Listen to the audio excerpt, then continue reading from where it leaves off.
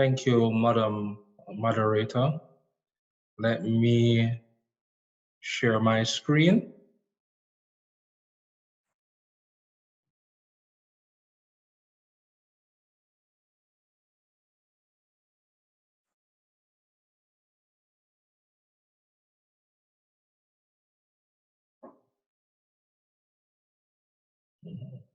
All right.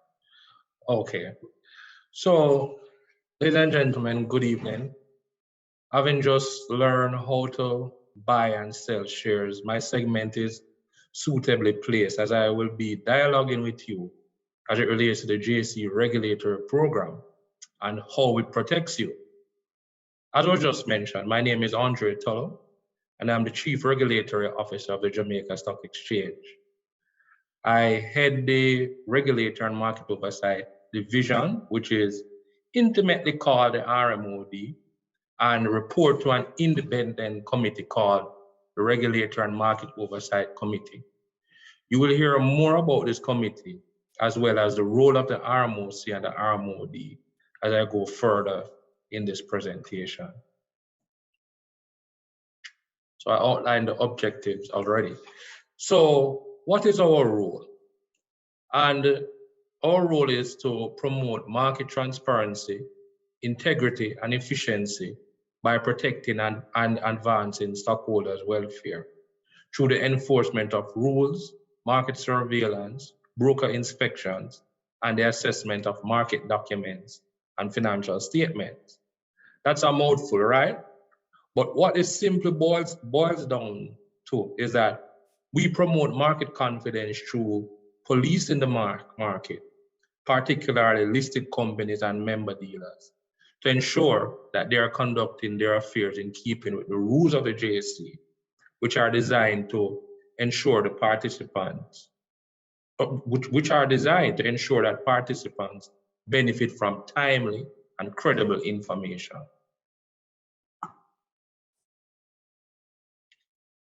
How does the current JSE regulatory structure benefit you? Dr. Forrest spoke about it a little at the start of her presentation, and I'm glad that she went into demutualization, which I won't go in. But what occurred during that time was JSE further strengthened the structure of the JSE's regulatory operations to allow for a more efficient execution of our role.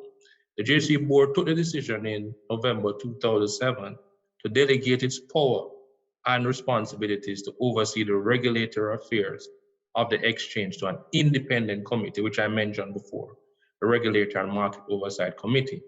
Now, this committee consists of 5 independent directors of the JSE board, and they have the power to interpret the regulatory rules of the exchange, examine member dealers' books and records, address issues related to complaints by non-members, discipline member dealers in accordance with the rules of the exchange, monitor the adequacy and effectiveness of the JSE's regulatory program, assess the JSE's regulatory performance, structure and direct the regulatory function of the JSE, and make final decisions on regulatory matters pertaining to the JSE.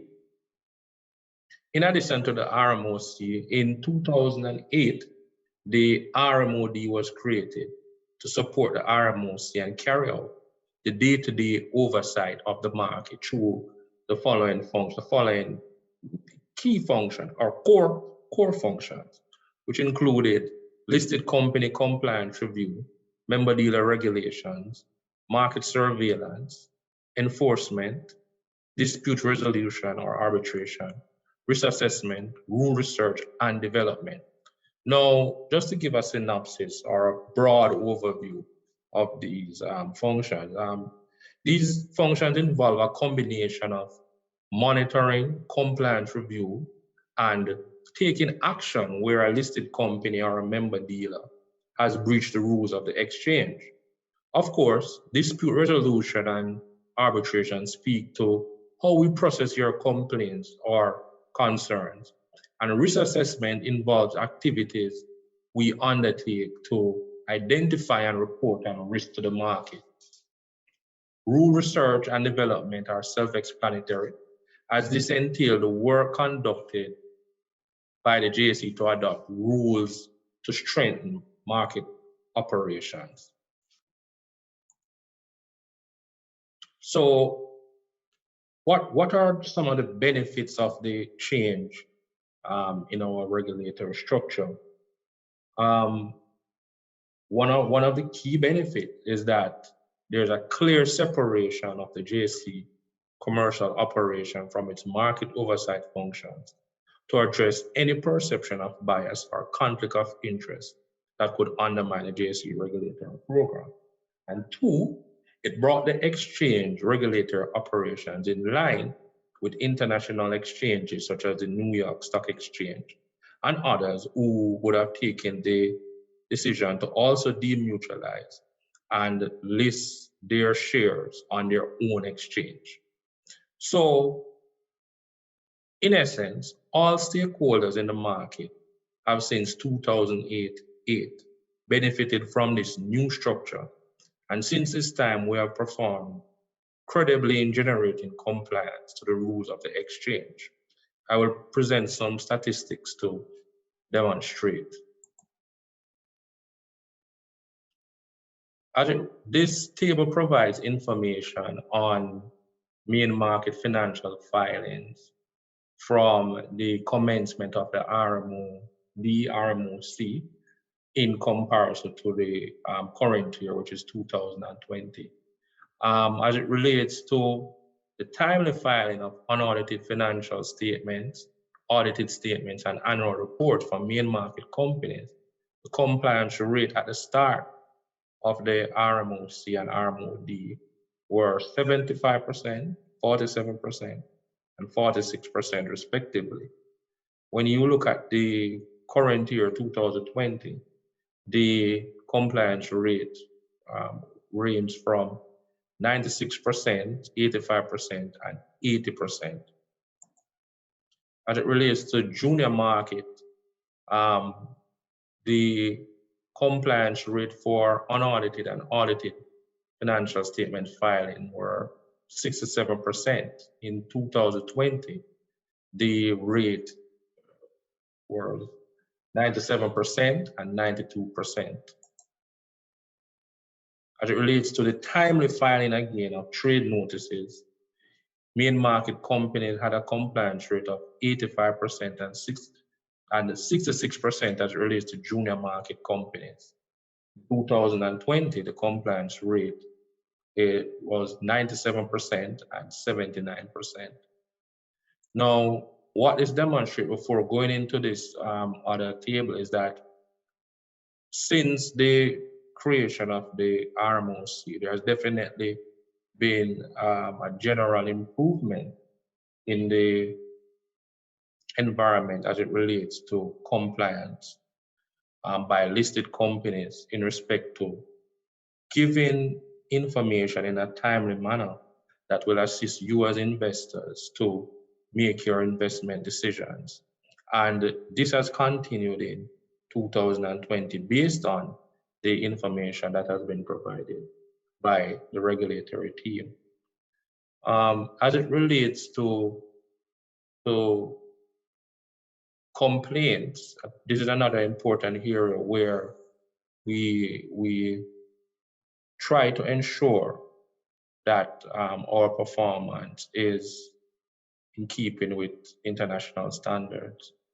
As you would see when comparing, when we started, we didn't receive any complaints. And of course, on the back of sensitization, a comprehensive sensitization campaign in respect to the operations of the RMOD, the change in the structure.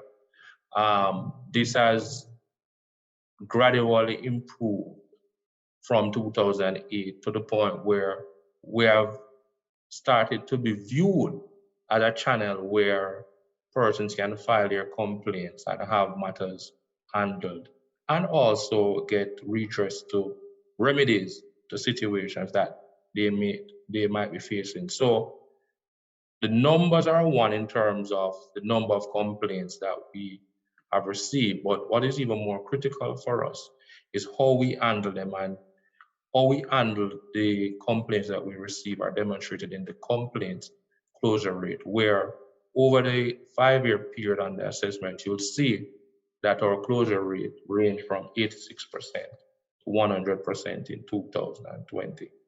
I'm sure probably we have persons here who would have experienced the process in terms of how we handle complaints. And I'm sure they can attest to the professionalism that we demonstrate in undertaking this function. Other performance indicators that are critical to stakeholder protection includes improvement in the oversight of member dealers' financial condition as it relates to the number of financial reviews that we undertake of member dealers' financial returns, which includes their monthly statements, quarterly statements, and audited reports. This jumped from 99 in 2008 when we first started to 219 in 2020. Again, we boast a case closure rate, which is separate now from complaints. This treats with all the issues that we identify and process during a calendar year. And we have never fallen below a case closure rate of 90% since the commencement of the Rmod and RMOC. Also, over the period, we have processed 79 rule amendments and new rules, which are designed to further improve and strengthen market operation. The creation of rules to support the JSE private market, as well as any other initiative, market development initiative that the JSE undertakes. So one of our process is to undertake research to ensure that we provide a suitable platform for the launch of any new market, which is supported and complemented by rules that we craft and develop. Also, we upgraded to a state-of-the-art automated market surveillance system in 2019. And I must say, this is quite a remarkable system, which we did additional work to ensure that it is appropriately embedded within our function. And I can say that with the work that we have done, we are better positioned to identify bad actors and in so identifying, take the relevant steps, including collaborating with the FSC in respect to what we have identified so as to protect the integrity of the market. We have also implemented a qualitative risk-based assessment policy for the review of financial filings. Now, this is consistent with international best practices where you have a number of companies listed, and realistically, it's impossible to undertake a 100% assessment of all financial filings. So what this policy seeks to do is to direct resources to high risk and medium risk companies in respect to the filing of their financial statements. We have also enhanced the transparency of the JSE's regulator operations through the publication of monthly reports to the public and biannual newsletters since 2013. I must say that if you scour the globe, you'll find that the Jamaica Stock Exchange is one of the few stock exchanges who actually release a report such as this, which provides information on the parties who breach the rules of the exchange and the nature of the breach. As mentioned before by Dr. Forrest, we have received international recognition, particularly one such where Bloomberg indicated that the regulatory efforts played a major role in the ranking of the JSE as #1 stock exchange in 2015. Also, although it is discontinued, we used to track the global competitiveness report in the category of regulation of securities exchange. And what's important, what is significant to note is that since the inception of the Rmod, the Jamaica improved its ranking in the category regulation of securities exchange from 61 out of 134 countries in 2008 to 28 out of 144 countries in I believe it was 2015. So plan for the future. Well, we intend to continue to work to explore options to improve the technology that supports the regulatory functions. We will undertake a comprehensive review of the JSE's main and junior market rules, and we intend to improve our stakeholder engagement mechanisms, which have already started. In closing, I want to thank you for the time that you have given, where I've gotten the opportunity to go through what we have done. Of course, 14 minutes will not allow for me to go through the length and breadth of activities that we undertake. But I hope from the presentation you have gained an appreciation of what we're doing to protect you as you exercise your investment options. Ladies and gentlemen, I thank you and good evening.